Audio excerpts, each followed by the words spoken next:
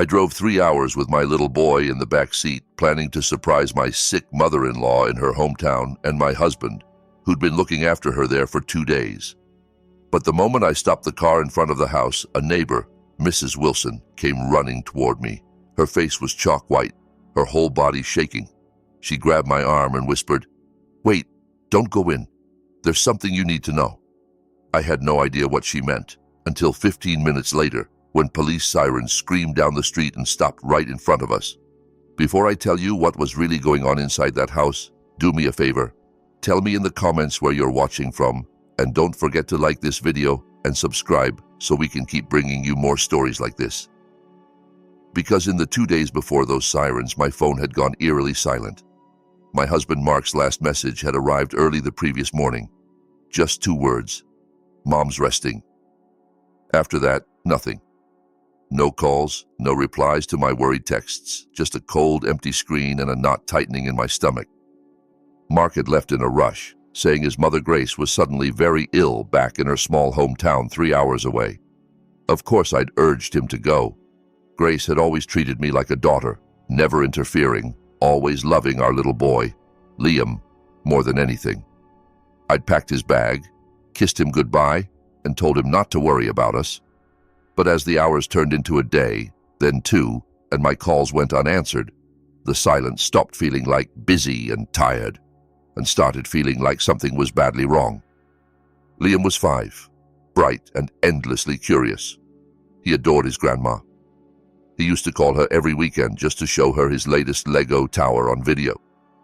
Watching him line up his toy cars in the living room while I stared at my mute phone, an idea hit me so suddenly I actually smiled. Why not drive out and surprise them? I'd bring Liam. Seeing her grandson might lift Grace's spirits.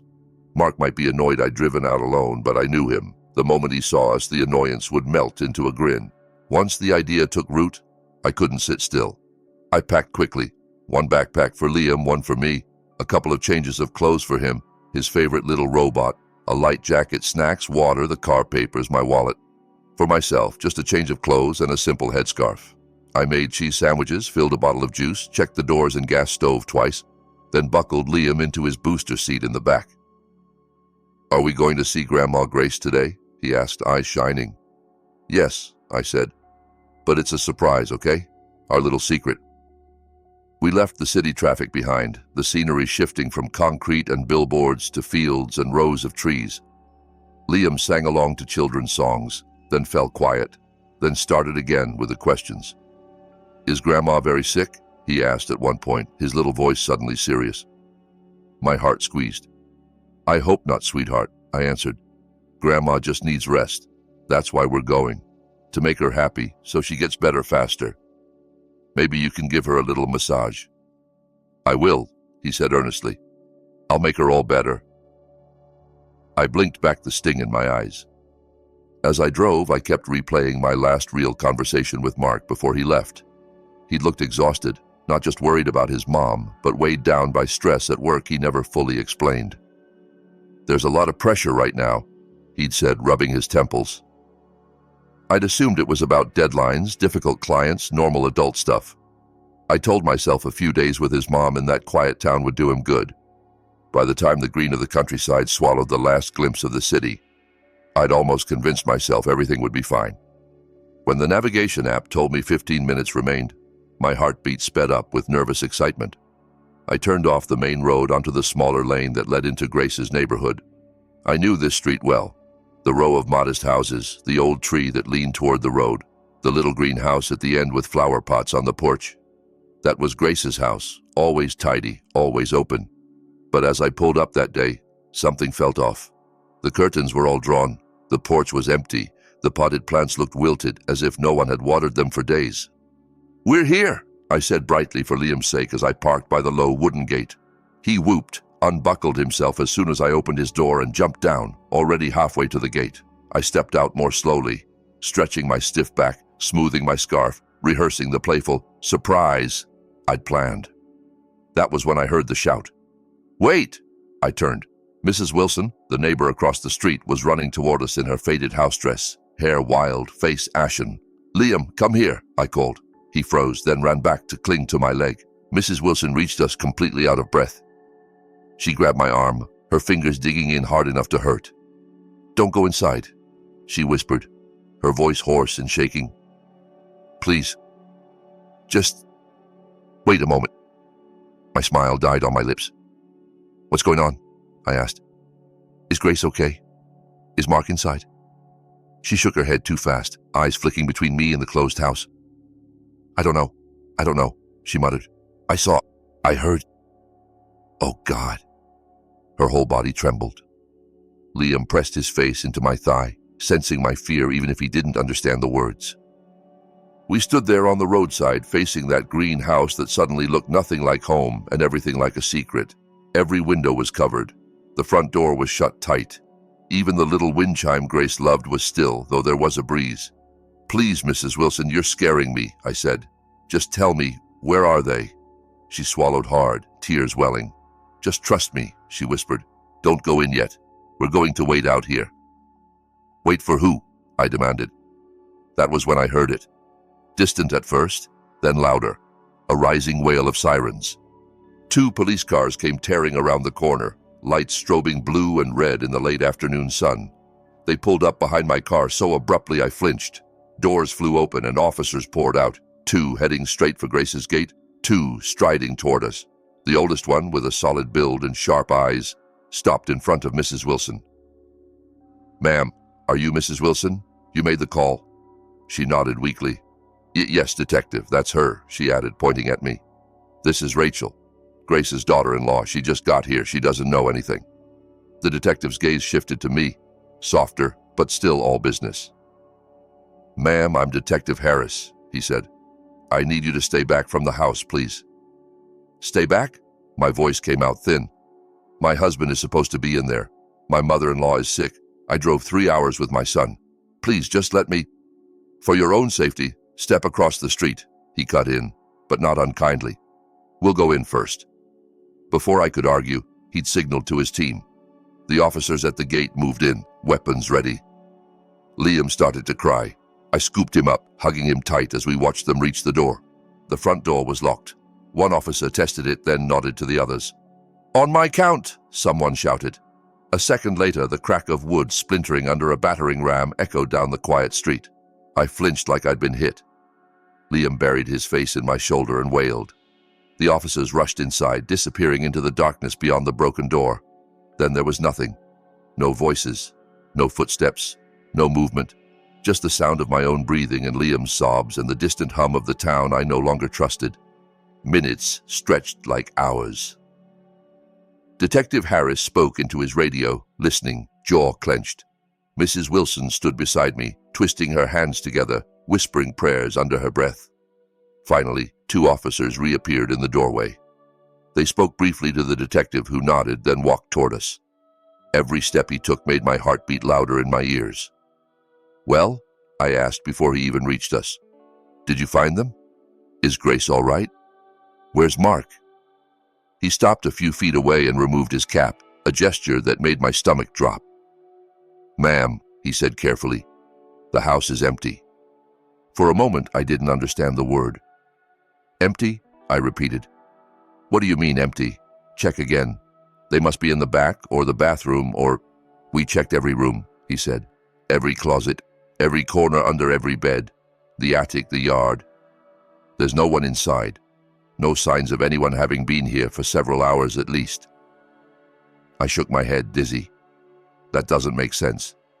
My husband left 2 days ago to take care of his sick mother in this house. I just drove straight from our apartment. If they're not in there, where are they? Detective Harris glanced at Mrs. Wilson, then back at me. "That's what we're trying to figure out. But there's something else you need to see."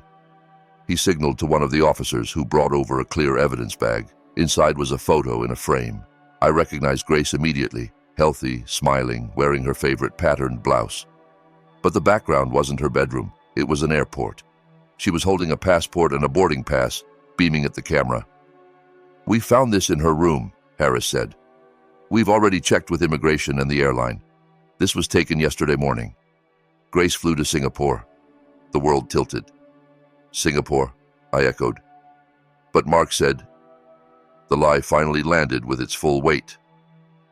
My husband hadn't driven to a small town to nurse his dying mother. He'd sent his perfectly healthy mother out of the country. He'd told me she was bedridden in this very house. I clutched Liam closer, suddenly aware of how little I really knew about the man I'd married. Why would he lie about that? I whispered. Detective Harris exhaled slowly. That's what I was hoping Mrs. Wilson could help us with, he said. Let's go inside her house for a moment. Your son can rest. We need to talk. In Mrs. Wilson's small living room, Liam finally cried himself to sleep on her sofa, clutching a toy she'd given him. I sat on a wooden chair, numb, my hands wrapped around a cup of tea I couldn't drink. Detective Harris sat opposite me with a notebook. Mrs. Wilson perched on the edge of another chair, pale and trembling. Mrs. Wilson, Harris said gently, I know this is hard, but I need you to tell us exactly what you saw. Start from the beginning. She closed her eyes for a moment, then nodded. When she opened them, they were glossy with fear. It started 2 days ago, she began. Late afternoon, just before sunset. I was sweeping my porch when I saw Mark's car pull up to Grace's house. At first I was happy, thought he'd come to visit his mother. But he wasn't alone. She glanced at me, guilt flashing across her face. There was a young woman in the front seat with him, tall, very pretty, long blonde hair. But she looked terrified, Rachel. Her face was so pale. I could see she'd been crying. My chest tightened. A woman, I repeated. What did Mark do? He got out, slammed his door, then opened hers, Mrs. Wilson said, voice shaking. She didn't want to get out. She shook her head, pulled back. Then he grabbed her arm and dragged her from the car. I've known Mark since he was a teenager. He was always polite. I've never seen him look like that, angry, cold. He practically hauled her into Grace's house. He glanced over and saw me watching, and the way he looked at me, she shuddered. I went straight back inside and locked my door. I was scared. I told myself it was a private fight. I didn't want to interfere. Her gaze dropped to her lap. That night I couldn't sleep, she whispered. Around midnight I heard a crash from over there, like glass exploding. Then a woman's scream, but muffled, like someone was covering her mouth. Just once, then nothing.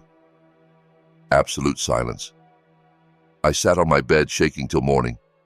I should have called sooner, I know that, Tears spilled down her cheeks. This morning around dawn I looked out my window. Mark's car was still there. Then I saw him come out, moving fast. He opened the trunk and dragged out a huge black suitcase. It was the biggest suitcase I've ever seen, she went on, barely above a whisper.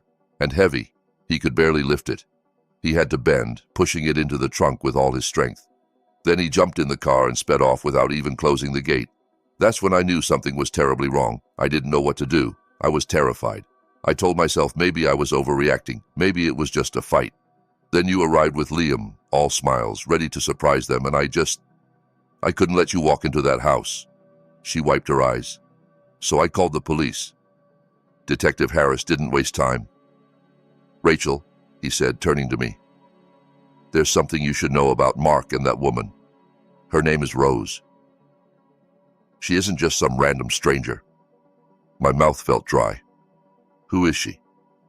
Your husband works in finance, right? He asked. I nodded slowly. We've been investigating an investment fraud ring for weeks, he continued. A big one. Millions of dollars stolen through fake schemes. We've been tracking 2 key players, a woman named Rose and a man we hadn't been able to identify. This house, your mother-in-law's place, popped up in our searches as one of their hideouts. I stared at him, the words bouncing off my brain before finally sinking in. No, I whispered. That can't be right. We believe Mark sent Grace on a vacation to Singapore so the house would be empty, Harris said. He and Rose could hide out here with the stolen money. Then something went wrong, probably an argument about the cash. We think he may have attacked her last night. The suitcase Mrs. Wilson saw him struggling with could be very important evidence. My stomach lurched. For the first time, the horrifying question formed clearly in my mind. What had Mark put in that suitcase? The house was now officially a crime scene. After leaving Liam in Mrs. Wilson's care, I followed Detective Harris back across the street, ducking under the yellow tape that now stretched across Grace's gate. Inside, the air was thick with the smell of cleaning chemicals and stale dust. The living room was in disarray. Cushions on the floor, a broken vase in the corner. "Looks like a struggle started here," Harris murmured. He led me down the hall to the guest room, where Rose had apparently been staying. Strangely, it was spotless. The bed was perfectly made. At first glance, it looked untouched. "Watch this," one of the forensic technicians said. He switched off the light and shone a special lamp across the tiled floor. Under the eerie bluish glow, faint streaks appeared, swipes of something that had been wiped away. "Blood," the technician said quietly. "Someone tried to scrub it off, probably with bleach. That's why it smells so strong in here." My throat tightened. Near the wall, they'd already collected shards of thick glass, maybe from a heavy perfume bottle. It wasn't hard to picture what might have happened. A fight, a bottle grabbed in panic, a blow to the head, blood on the floor, frantic cleaning, a suitcase. I wanted to look away, but my eyes kept roving over the room, desperate for something, anything that didn't belong. That was when I noticed it, a sliver of pink just visible under the far edge of the bed. "What's that?" I whispered, pointing. A technician knelt, reached in with long metal tongs, and slowly pulled it out. It was a small diary, cheap and girlish, covered in pink velvet with a glittery Eiffel Tower on the front. The tiny heart-shaped lock was broken, forced open. Definitely not Grace's, definitely not mine. "That's Rose's," I said, without knowing how I knew. Harris opened it carefully. Most of the pages were filled with neat, looping handwriting, dates, names, everyday thoughts. But the closer he got to the end, the messier the writing became, ink smeared by what looked like tears. He started reading aloud from the last entries. "We did it. Millions. Mark says we'll go to Singapore to meet his mom, then on to Switzerland. He's amazing." Another page. "This town is a dump. It stinks and it's hot. But Mark says it's safe. Still, he's acting weird, always on the phone about some debt. I don't like it." Harris flipped to the final page. The words were large, slanted, urgent. "He lied," he read. "The bastard lied. I found his passport in his bag. Only one ticket. Not for us, not even for Singapore. He moved all the money out of our joint account. He's going to leave me here." I confronted him. He's insane. His eyes. "They're not the Mark I know." He said I talk too much. He said I'm not leaving this house alive. He grabbed my perfume bottle and... The sentence ended in a jagged line that tore into the paper like the pen had been ripped from her hand. The room went deathly quiet. I felt like I might throw up. That was when my phone rang. The sound sliced through the silence like a knife. I fumbled it out of my pocket, my hands shaking. An unknown number flashed on the screen. But what froze my blood was the country code. It was a call from Singapore. "Who is it?" Harris asked sharply. I don't know," I stammered. "But it might be Grace." He nodded once. "Answer it," he said quietly, and put it on speaker. I hit accept and pressed the button. "Hello?" My voice barely came out. For a moment there was just static and breathing. Then I heard her. "Rachel." Grace's voice was high and trembling, nothing like the warm, calm woman I knew. "Oh, thank God, Rachel, is that you? Are you safe? Where's Liam? Please tell me you're both okay." Tears sprang to my eyes. "We're okay, Mom," I said, using the name I'd given her from the day we met. "Liam's asleep at Mrs. Wilson's. We're at your house, but you're not here. Mark told me you were sick." "Sick?" she snapped, shocked. "I'm not sick. Mark bought me a ticket. He said it was a birthday surprise, a vacation. He insisted I leave yesterday morning. He said he had business to handle and didn't want me home alone." My knees almost gave out. Harris stepped closer, listening intently. "Grace," I said slowly, "Mark isn't here. The house is empty. The police are here. Something's very wrong." On the other end, she started sobbing. "I knew it," she choked. "I knew something wasn't right. Rachel, this morning Mark called me. He sounded frantic. He said you and Liam had been kidnapped. He said some criminals he owed money to grabbed you from your apartment. They want ransom, he said. He gave me a bank account number and told me to transfer all my savings or they'd hurt you both. She broke down completely. I stared at the phone, at the man I'd trusted for 6 years shattering right in front of me. First he lied to me, then he lied to his own mother. He wasn't just hiding from the law, he was willing to use his wife and child as props in his scam. "Grace," Detective Harris said gently, leaning toward the phone. "My name is Detective Harris. I'm with the police. Rachel and Liam are safe with us. Do not transfer any money. Mark has been lying to you. He's involved in serious crimes." On the line, Grace's wail of grief and disbelief was the sound of a mother's heart breaking. When she calmed a little, Harris laid out a plan. "Mark thinks his story is working," he explained. "He thinks you're alone, scared, and ready to move your savings to save Rachel and Liam. We can use that. We'll pretend the bank refused to transfer such a large amount overseas and offered a special arrangement instead. You authorize a cash withdrawal near your hometown, handled through a banking representative. Mark will have to show up in person if he wants the money. If he comes, we'll be ready." Grace, still sobbing, agreed. For the first time, instead of being his victim, she wanted to help stop her son. Back at Mrs. Wilson's house, the cozy living room transformed into a makeshift command center. Officers came and went, radios crackled, maps were spread across the table.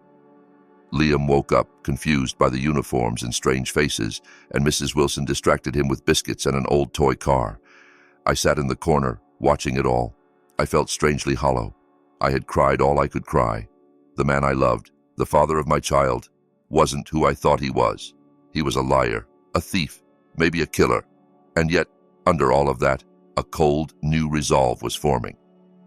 "Rachel," Detective Harris said, crouching in front of me, "we're going to lure Mark to an old factory on the edge of town. One of my officers will pose as a bank representative carrying the money in a suitcase. Mark won't be able to resist. He needs cash to run. We'll have units hidden all around. When I give the signal, we move in." I nodded slowly. "I want to be there," I said. His eyebrows shot up. "That's not a good idea. It could be dangerous. You should stay here with your son. I'll stay in your van. I won't get out, but I need to see him when this is over." He studied my face for a long moment, then sighed. "All right," he said. "You stay in the command van and you do not step outside no matter what you hear. Understood?" "Understood." I kissed Liam's forehead, whispering that Mommy had to help the police find Daddy so everything could be safe again. It was a half-truth, but it was all I could give him. Mrs. Wilson promised to keep him close. As I followed Detective Harris out into the fading light, I caught sight of a framed photo on her wall. Me and Mark on our wedding day, laughing. I looked away and closed the door. The abandoned factory sat at the edge of town, a hulking skeleton of rusted beams and crumbling walls. The sky was painted orange and purple as the sun sank, the air thick and humming with the uneasy stillness of early evening. In the back of a plain white van parked behind a screen of bamboo, I sat surrounded by monitors and the low murmur of radio traffic. On the screens, grainy black and white camera feeds showed the factory's cracked courtyard, the broken gate, the old loading bay. In the middle of the yard, one lone figure waited by a large black suitcase, the undercover officer playing the bank rep. "Teams in position," a voice crackled over the radio. No visual on the target yet. I wrung my hands in my lap, heart pounding. "He'll come," Harris said quietly from the front seat. "He's cornered and greedy. He won't walk away from that kind of money." A few minutes later, another voice spoke. "Vehicle approaching from the back road. Small motorcycle. Lights off." One of the monitors flickered as the camera picked up movement. A man on a battered motorbike rolled to a stop just inside the broken gate, staying in the shadows. He wore a dark helmet and a worn denim jacket. Even from that distance, I recognized the way he sat. For several long minutes, he didn't move. He just watched the man by the suitcase, like a predator studying prey. The undercover officer shifted, checked his watch, wiped imaginary sweat from his forehead, playing impatient. Finally, the man on the bike swung his leg over, got off, and started walking forward, still keeping to the edges, one hand buried in his jacket pocket. "That's him," I whispered. My mouth had gone dry. "Target confirmed," someone said into the radio. "Stand by." Mark stopped a few meters from the suitcase. "You the bank guy?" His voice rang out, distorted by the helmet. "You alone?" "I'm from the bank," the officer said, making his voice tremble. "Your mother authorized a special withdrawal." "Show me the money," Mark said coldly. "Open the case." The undercover shook his head nervously. "Sir, I'm supposed to see proof first. The hostages, your wife and son. I need to know they're alive." Mark laughed, a sharp, humorless sound that sent a chill down my spine even from the van. "You think you're in a position to bargain?" he snapped. "Open the case, or I walk." The officer crouched, fingers moving toward the latch. That was the signal. "Now," Harris barked into his radio. The courtyard exploded with light and sound. Floodlights flared on from every direction, turning night into harsh daylight. "Police! Don't move! Drop whatever's in your hand!" Voices shouted as black-clad officers surged out from behind crumbling walls and rusted machinery, weapons trained on Mark.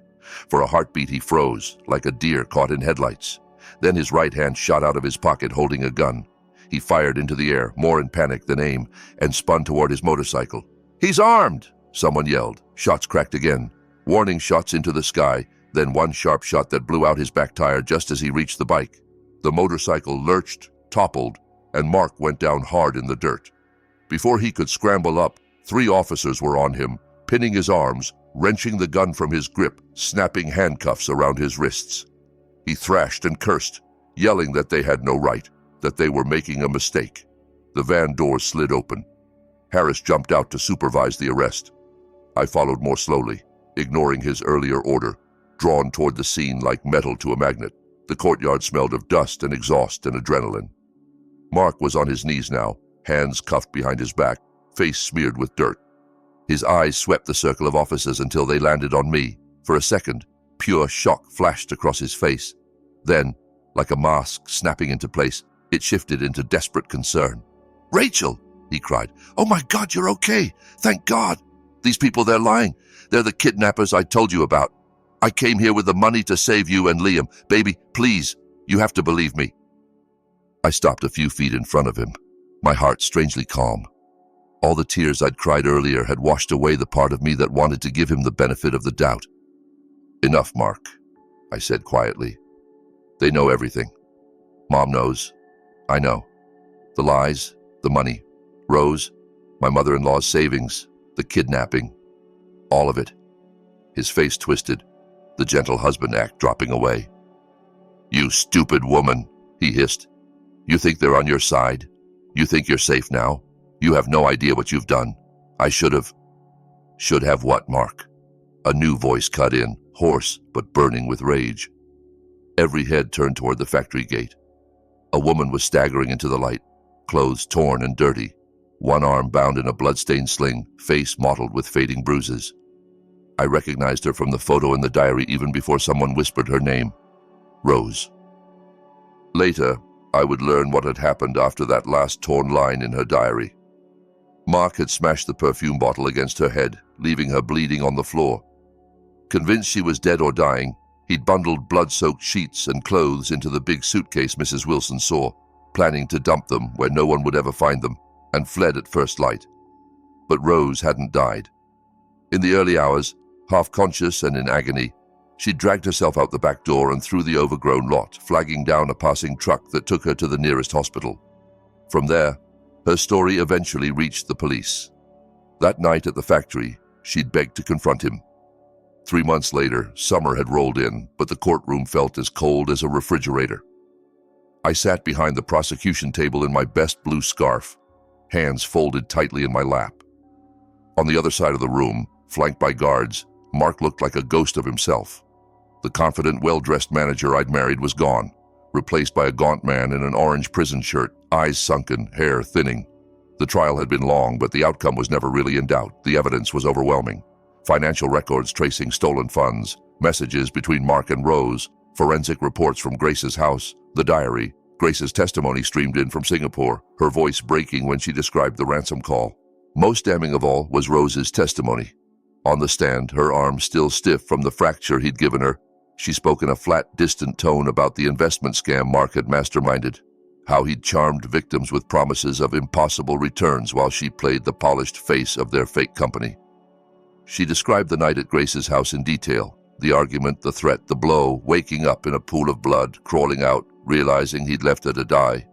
When my turn came, I walked to the witness stand on legs that felt like they belonged to someone else. I took the oath and told the court everything from my perspective. The days of silence, the decision to surprise him with Liam, Mrs. Wilson's warning, the sirens, the empty house, the call from Singapore, the sting at the factory, the moment I watched my husband turn a gun on the world to protect a fantasy of money and escape. I didn't cry. I spoke the truth as plainly as I could for myself, for Liam, for Grace, and even for Mark. Because for once the truth needed to be louder than his lies. Through it all, I refused to meet his eyes. When the judge finally delivered the verdict, the murmur in the room died. Mark was found guilty on all counts. Large-scale investment fraud, embezzlement, money laundering, extortion, and attempted murder of Rose. The sentence was life in prison. The sound of the gavel hitting the block echoed like the closing of a heavy door. Beside me, Mrs. Wilson sobbed quietly. I closed my eyes and let out a long breath I felt like I'd been holding for months. Mark exploded, shouting curses at the judge, the prosecutors, Rose, and finally at me, calling me names meant to hurt. But the words bounced off. There was nothing left in me for him to break.